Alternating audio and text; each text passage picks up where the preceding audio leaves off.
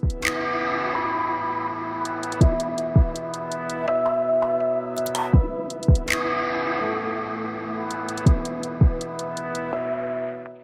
morning. This is Scott Fell. I'm here with the Understanding Project, and this morning I'm going to be interviewing Randy Wiginton. Good morning, Randy. How are you doing? I'm fine. How are you doing this morning? I'm doing great. We'll just start out by tell me a little bit about yourself. See, I'm 76 years old. Been married 55 years. Lived in the same house 50 years.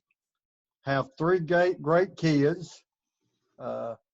Two great daughter-in-laws and one pretty good son-in-law.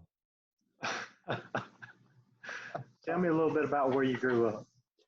I grew up in a community in Birmingham called a SIPCO, and it was named SIPCO because there was a big pipe shop right there. Went to the local grammar school, which was Egan, and then went to Phillips High School, which was in downtown Birmingham. Grew up in Birmingham. That was that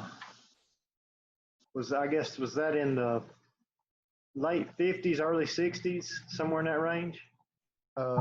Yeah, well, actually, lived in Gardendale when I was real young, but otherwise from the time I was 5 years old until I was about 25, lived right there in the Birmingham area the whole time. Okay. So that would have been the 50s and about 1965. You graduated high school was in 65? I graduated 62. Graduated in 62. So my timeline. So when did desegregation take place? Really started about 1963. There wasn't too much going on before 62, but it seemed like the latter part of 63, it began to just break wide open then. So, by the time it was really going in 64 and 65, I was married and I was going to college in Jacksonville, Alabama. You were in elementary school and high school and all that type of stuff. It was whites only. Yeah, it was section, sure was. The blacks had their schools and the white had their. Phillips began integration, I think, in the fall of 63, and I think there was two. What I understand, there was two black girls started at Phillips then. In college, what was all white?